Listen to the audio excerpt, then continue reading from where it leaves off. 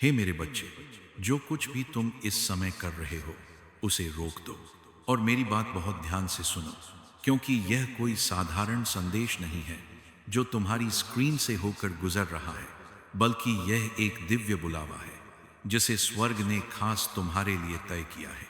और अगर तुम यह पढ़ रहे हो तो इसका अर्थ है कि मैं महादेव तुम्हें उस खतरे से बचाने के लिए आगे आया हूं जिसे तुम अभी पहचान भी नहीं पा रहे हो, जबकि वह खतरा तुम्हारे बिल्कुल पास खड़ा है और चुपचाप तुम्हारी दिशा को प्रभावित कर रहा है। तुम सोच सकते हो कि तुमने यह वीडियो गलती से खोल लिया या किसी एल्गोरिदम ने तुम्हें यहां पहुंचा दिया, लेकिन मेरे राज्य में कोई भी चीज संयोग से नहीं होती और तुम यहां इसलिए हो क्योंकि तुम्हारी आत्मा कुछ समय से एक अजीब सा बदलाव महसूस कर रही थी। एक चेतावनी, एक अंदरूनी बेचैनी जिसे तुम ठीक से समझ नहीं पाए। और आज मैं महादेव उस पर्दे को हटा रहा हूं ताकि तुम्हें साफ दिखाई दे कि वह संकेत वास्तव में क्या कह रहा था। तुम्हारी जिंदगी में एक आदमी है, कोई जिसे तुम जानते हो, जिसका चेहरा तुम्हें जाना पहचाना लगता है, लेकिन वह वैसा नहीं है जैसा वह खुद को दिखाता है। और मुझे पता है यह सुनना भारी लग रहा होगा, शायद अभी तुम्हारा दिल भी तेज धड़क रहा हो, लेकिन पीछे मत हटना, क्योंकि सच से भागना तुम्हें उसी जाल में और गहराई तक फंसा देगा जिसे उसने बहुत सोच समझ कर बिछाया है। मैं इस समय तुमसे इसलिए बात कर रहा हूं क्योंकि तुम्हारी किस्मत की टाइमलाइन के साथ छेड़छाड़ हो रही है और वही आदमी उस दरवाजे के सामने खड़ा है जिसके लिए तुम लगातार प्रार्थना कर रहे हो। इसलिए तुम्हें इस संदेश के अंत तक मेरे साथ बने रहना होगा, क्योंकि जब उसका नाम सामने आएगा तो वह तुम्हें इसलिए चौंकाएगा नहीं कि वह कोई अजनबी है, बल्कि इसलिए कि वह कोई ऐसा है जिस पर तुमने पूरे दिल से भरोसा किया था।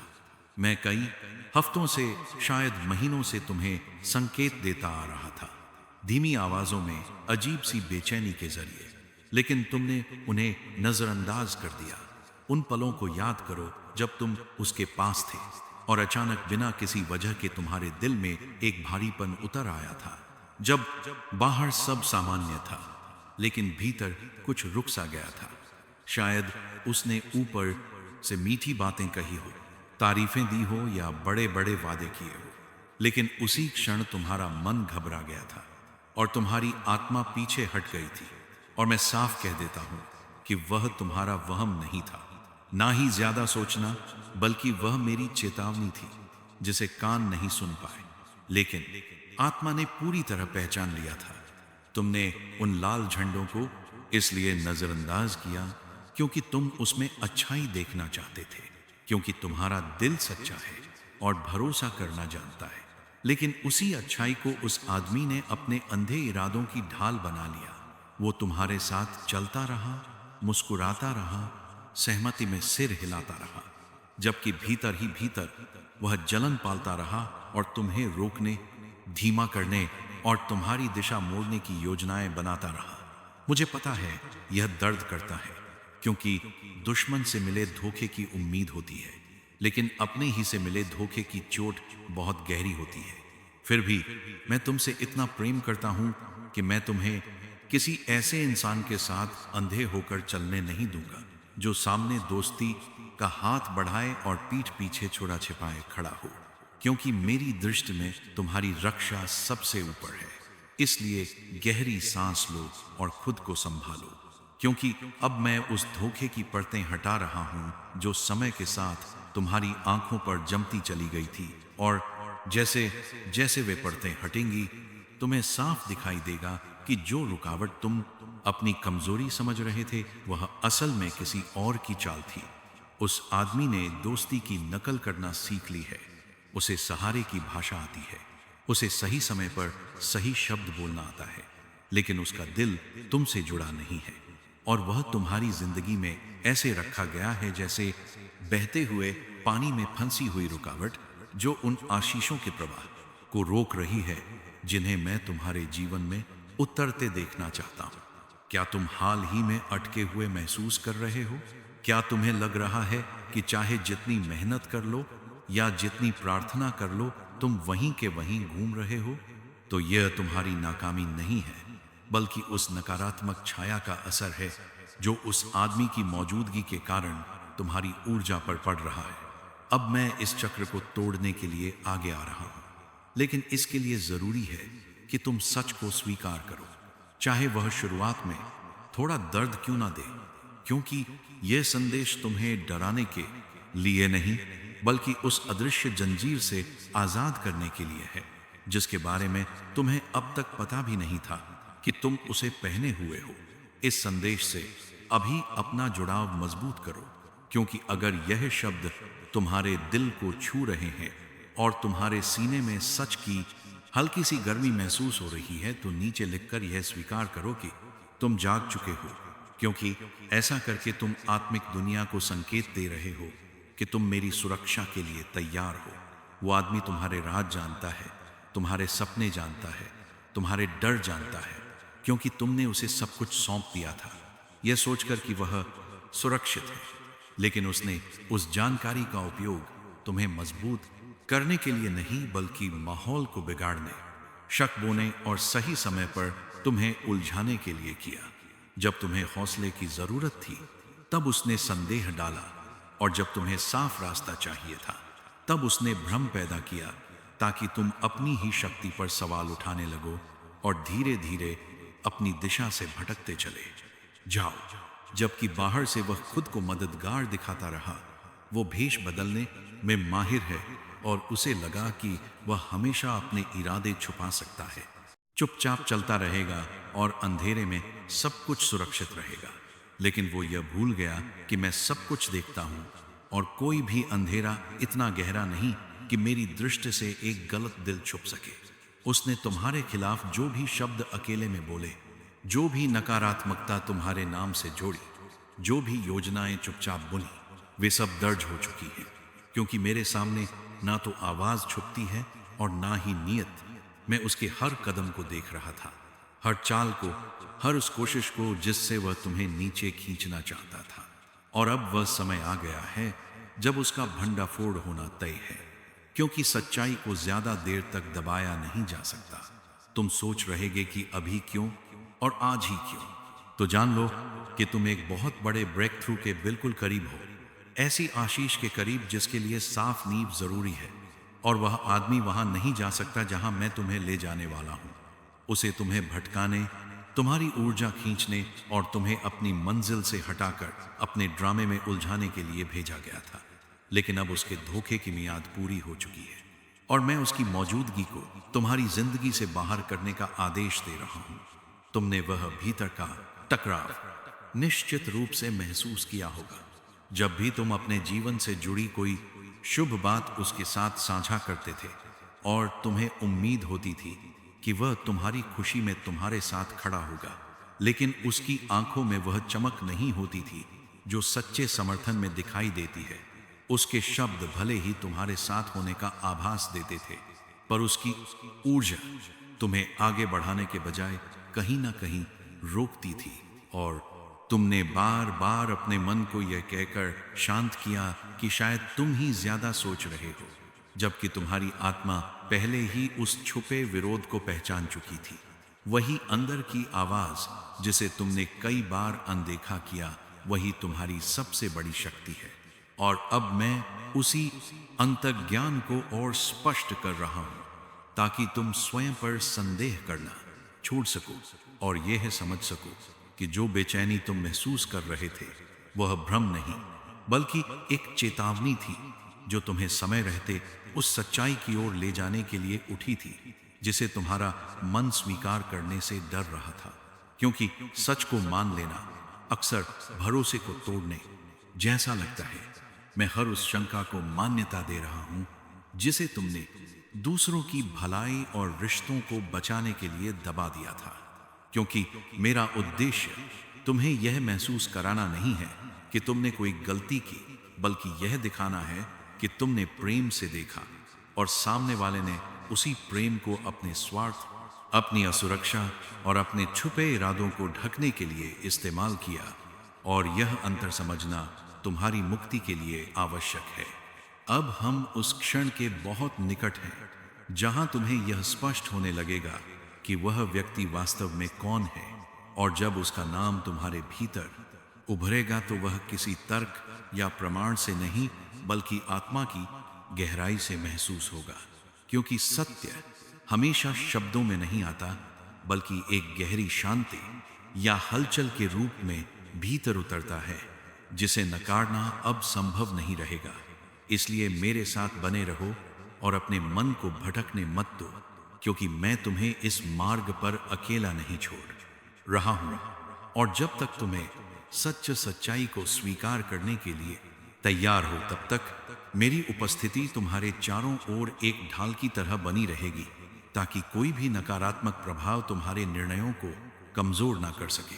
तुम्हें अब यह समझना होगा कि हर वह व्यक्ति जो तुम्हारी यात्रा में साथ चलता दिखाई देता है, वह तुम्हें मंजिल तक पहुंचाने के लिए नहीं आता।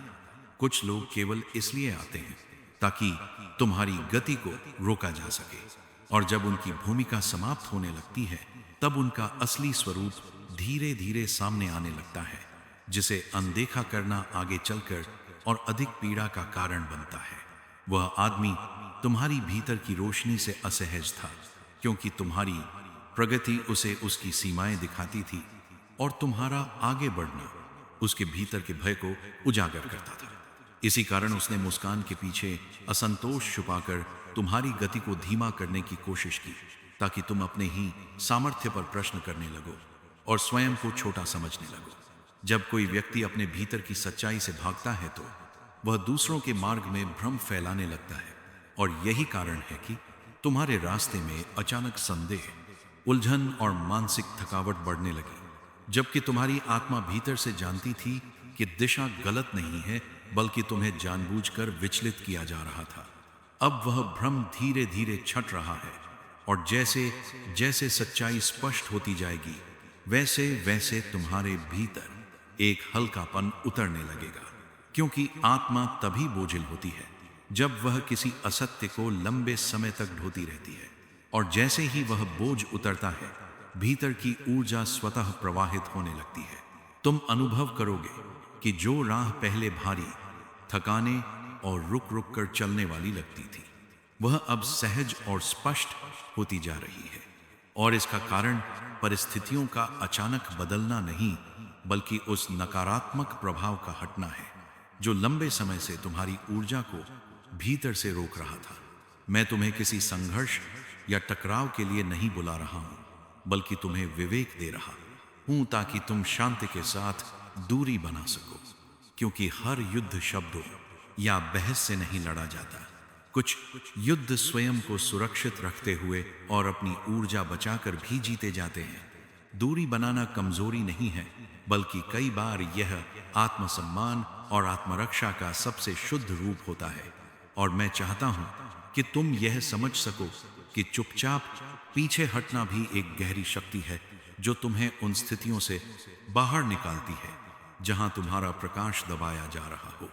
जब तुम अपनी सीमाओं को पहचान कर उन्हें स्पष्ट करने लगते हो, तब नियंत्रण चाहने वाले लोग स्वयं ही असहज हो जाते हैं, क्योंकि स्वतंत्रता उन्हें उनके भीतर के डर और असुरक्षा से आमने सामने ला देती है, जिसे वे दूसरों पर प्रभाव डालकर छुपाने की कोशिश करते रहे हैं। तुम्हारी शांति उसे खलने लगेगी, तुम्हारा संतुलन उसे बेचैन करेगा, और यही संकेत होगा कि तुम सही दिशा में आगे बढ़ रहे हो। क्योंकि जो सत्य के मार्ग पर चलता है वह दूसरों की असहजता से नहीं बल्कि अपने भीतर की स्थिरता से संचालित होता है। मैं तुम्हें किसी भी दोष या अपराध से बांधने नहीं आया हूं, क्योंकि तुमने जो कुछ भी किया वह किसी चाल से नहीं बल्कि प्रेम, विश्वास और सच्चे मन से किया था। और यह समझ लो कि प्रेम कभी अपराध नहीं होता, चाहे सामने वाला उसकी गहराई को समझ ना पाए। क्योंकि दोष उसका होता है जो भावनाओं का उपयोग स्वार्थ के लिए करता है, ना कि उसका जो खुले हृदय से भरोसा करता है। अब समय आ गया है कि तुम अपनी ऊर्जा को वापस अपने भीतर समेटो और उसे उन स्थानों पर लगाओ जहां वह बढ़े पुष्ट हो और तुम्हें आगे ले जाए, ना कि वहां जहां वह चुपचाप निचोड़ ली जाती है और तुम्हें थका हुआ तथा भ्रमित छोड़ देती है।